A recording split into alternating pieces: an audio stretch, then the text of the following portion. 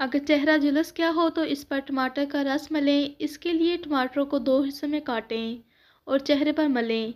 5 minute लगा रहने दें, फिर धो लें और कोई भी लोशन चेहरे पर लगाकर फ़ौरन रुई से साफ़ कर लें। चंद बार के इस्तेमाल से ठीक हो जाता है।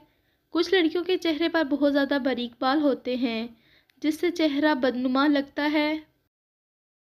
इसके लिए एक बहुत ही मुफीद टोटका है कि एक खुबानी कुचलकर इसमें चाय का 1 चम्मच शहद मिलाकर पेस्ट बनाएं और चेहरे पर लगाकर 15 मिनट बाद धो लें। ये अमल हफ्ते में 3 मरतबा करें। खुबानी का मौसम है तो ठीक, वरना खुश्क खुबानी लेकर रात पानी में भिगो दें।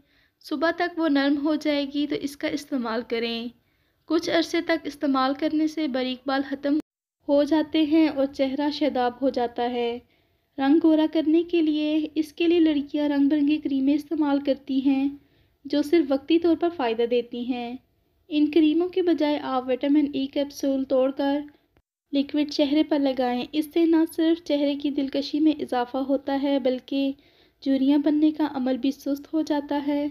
हफ्ते में 2 मरतबा लगाएं, फ़र्क साफ मालूम होगा।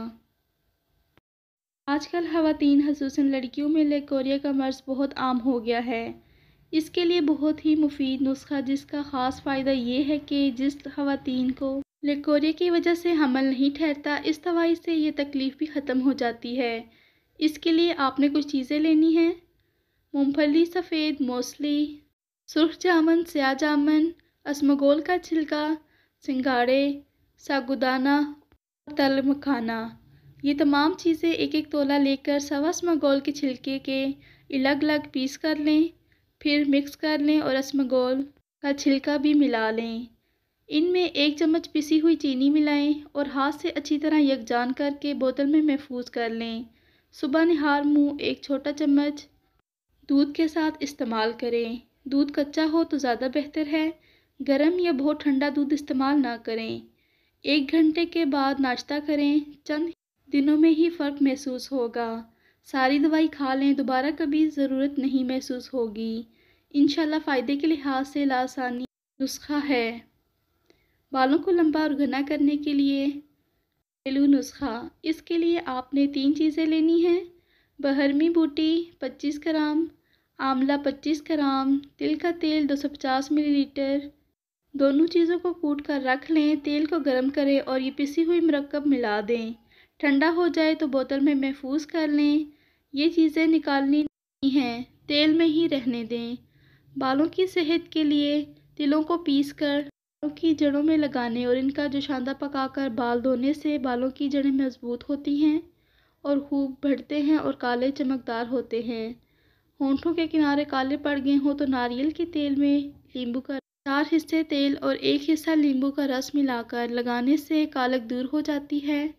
जामुन की गुठली को साए में खुश्क करके इसका सफ़ूफ बना लें।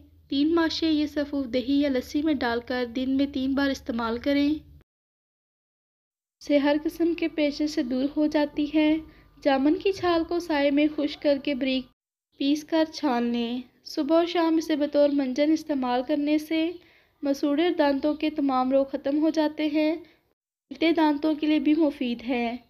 चेहरे पर चमक पैदा करने के लिए ये नुस्खा सब इस्तेमाल कर सकते हैं: नींबू का रस 1 चम्मच, ज़फ़रान चंद पत्तियाँ पिसी हुई, रोगन 1 चाय का चम्मच, जैतून 1 चम्मच। सबको मिलाकर रख लें और रात को सोते वक्त चेहरे पर लगाएं। रोज़ाना चंद दिन ऐसा करने से चेहरे की जिल्द चमक उठेगी। हाथों की सफाई के लिए यूँ तो बाज़ार में बहुत से हैंड लोशन दस्तयाब हैं, मगर महंगे होते हैं, हर कोई अफोर्ड नहीं कर सकता।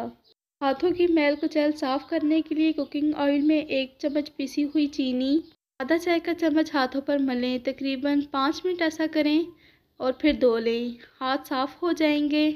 टोटका अच्छे हैंड लोशन जैसा काम करता है।